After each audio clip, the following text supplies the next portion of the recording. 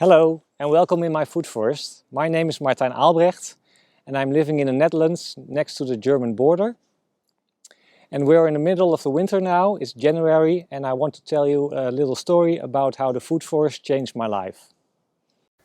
Starting a food forest is probably the most important decision I took in my life. But now, looking back, it's amazing to see how one intuitive decision led to another. Before I started my food forest, I thought I had everything I ever wanted, and more. A good life with a well-paid job and everything I wanted to buy. During the week I worked as a manager for the local government, and in the weekends I was racing with my classic Fiat on famous racetracks across Europe. But that was kind of the problem. Looking back, I was buying into a system that tells us that more is better. I felt I was plodding along with everybody else. What changed me and my thinking was becoming a father. I asked myself, what do I contribute to the world they grow up in? First, I started with an allotment for annual vegetables, and I planted edible perennials in our home garden. In a few years, this garden was transformed into an abundant jungle.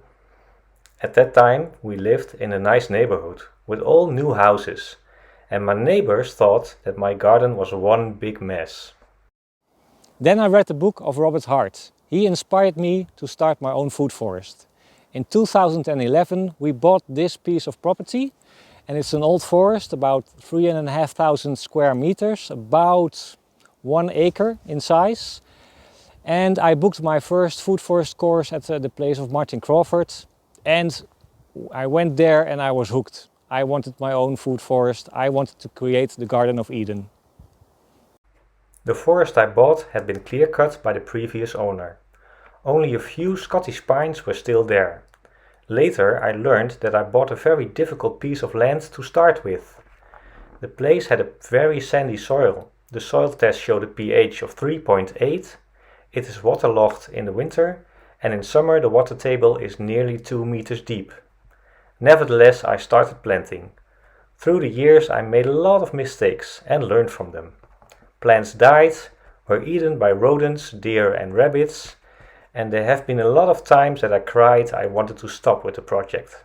Nevertheless, I continued, and every year I planted hundreds of trees, shrubs and other plants.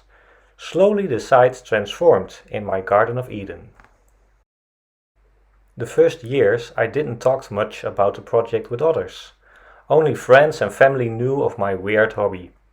At that time, forest gardens were in the Netherlands not so popular and familiar as they are now. I felt I was a little bit of a geek who was planting all these different plants in a forest. I also wasn't sure that the concept would work. I thought, will it really give us a good harvest, or is it all just a waste of time? So I kept my project secret for the outside world. As time went by, the forest garden started to produce more and more fruit, vegetables, nuts, mushrooms for me and for my family. But also I became interested in other subjects related to the food forest. I became a natural beekeeper, you see the hives here, and I started to learn how to cook the produce from my forest garden, and I also learned how to preserve the foods for the winter time. But I also learned about the interaction of the soil life with the plants and the strong connection between healthy soils, healthy plants and healthy animals and humans. I was amazed by the almost magic functioning of our microbiome and the similarities between the microbiome and the soil life. It made it clear for me that the better I take care of the soil, the healthier the plants are, and the better nutritional value I get out of the produce. But there is also another really great and unexpected harvest I get out of my food forest. Last couple of years, food forests have become very popular in the Netherlands. People who heard about my project asked me if they could get a guided tour or wanted my advice for their own food forests. I started to meet people with the same interests and ideas. Through the years I've made new friends and built up a network of new relatives. But the food forest also changed my career. I reconsidered what is important for me in my life, and I felt I could no longer work as a manager, so I quit my job.